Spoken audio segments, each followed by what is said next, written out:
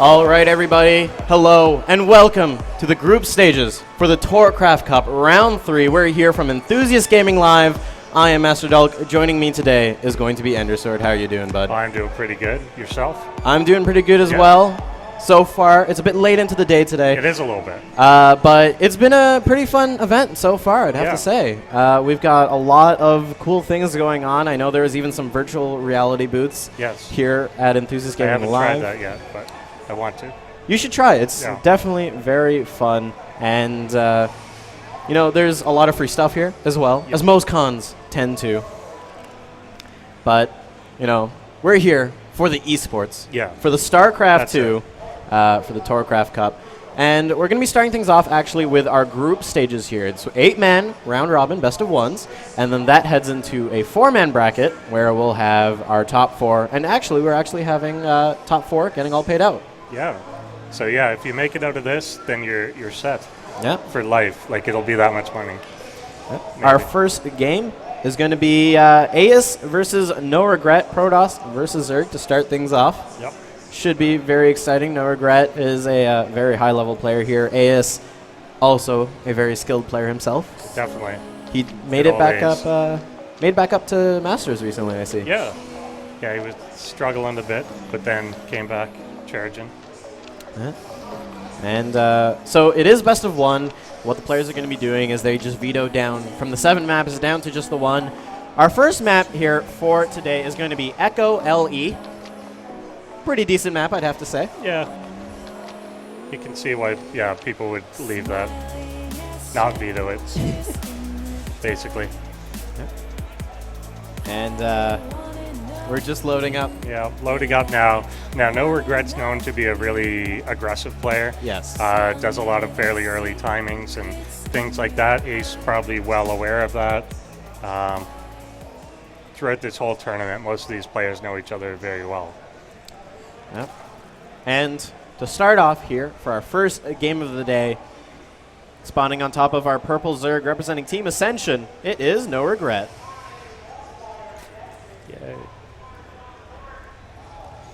And on the top left-hand side of the map, representing Team Imperative Gaming, I believe, it is Aeis. All right, so we're going to be starting off here with a Protoss versus Zerg. What do you think is going to be coming out?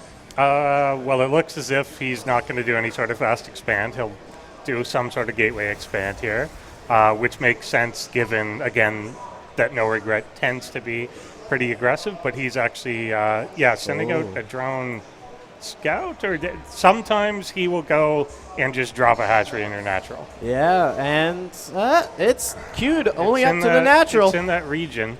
Now, usually he'll do this because he wants to annoy you and stop you from putting the quick nexus down. So he may see this forge at the top of the ramp and decide not to bother with that. But he would have done something else by now, and he hasn't. So I think he's pretty... He's set on this, I'd like to say. I think he's going to take a peek. Sees the forge. No, he goes in a little bit farther. Maybe he throws down the hatchery down here. It is out of vision of our Protoss player, but a probe now does see the hatchery. Aeis, he might start shaking in his boots a little. Immediate no. Now, because that's a forge first as opposed to a gateway first, that's a little tougher because there's not going to be the zealot coming out to deal with this immediately. He doesn't want to have to pull. I like this, though. So they're both going to get a little cheeky and cheesy. Here in Toronto, we do like to play that way. And right now we're going to be having a lot of probes over here to deal with this hatchery. Again, as you said, no gateway first. All he's got are the cannons at his defense and as his offense. He's going to be having his 3 pylons finishing up, but what is he going to be doing with it? He's going to be throwing down some cannons on the low ground, as with these pylons up here, the cannons will still have a good sight up towards the high ground. This hatchery is actually taking quite a bit of damage so far. There's actually someone had done the math once on where the hatchery can be and how many probes you need to kill it from that point. So if it's at 30%, you need 7 or something like that. So he does force the cancel there, and that's the most obnoxious thing about that. You have to pull all these probes off, and he could just cancel it and get most of his money back. And with that, he's going to do it again. We've got the cannon, though. It is finished on the low ground. It is. And so NoRegreT, he's actually kind of needing this hatchery to be outside of his base, so that way he can he can put on the pressure that we've known for him to do. Yeah. Yeah, very true. I'm almost surprised that he just did this at all. That's a little bit of a issue. Oh, no. I think you're supposed to have on both sides, pretty much. He can hit that one, but it's going to let him out. I mean, they won't get down the ramp without being shot, but whatever. Oop. Cannon's going to get thrown down in towards the natural up in the main base. Just a gateway and another hatchery going to try going down. NoRegreT really does not want to play standard today. No, does absolutely not want to do that. So the one pylon down, second pylon coming down, trying to evade the cannon there. The queen will, of course, be able to take out the other one. Yeah. And once this pylon's down, you've got no worries. vision. The cannon won't be able to do too much. That probe, it's probably going to head on home right now. Meanwhile, NoRegreT's hatchery over in the main base of Aeis is actually going to be left alone. He does have a zealot now out. NoRegreT actually going to get supply blocked. Yeah. That's, yeah. How did that even happen? I guess. Oh, an Overlord must have died from this. Oh, maybe. No, it didn't. No. I don't know. Maybe just extractor trick to go over? I guess so. But for right now, that pylon's going to be finished up. We do have quite a few Zerglings for NoRegreT right now, and they're going to be heading up north on Echo. And this hatchery, it's still there. It could, in fact, finish. Now, this will be a little interesting given the number of buildings that are on the low ground. NoRegret's going to try a Baneling bust here, but there's a second wall. Yeah. So it's not. There's not really a wall up there, but he could block that with a pylon. With a pylon, with a zealot, whatever. Now that he's aware that this is here. The hatchery is going to go down on the inside, but a single larva will be able to finish up. The Banelings are going to get morphed in right at the front of the natural ramp.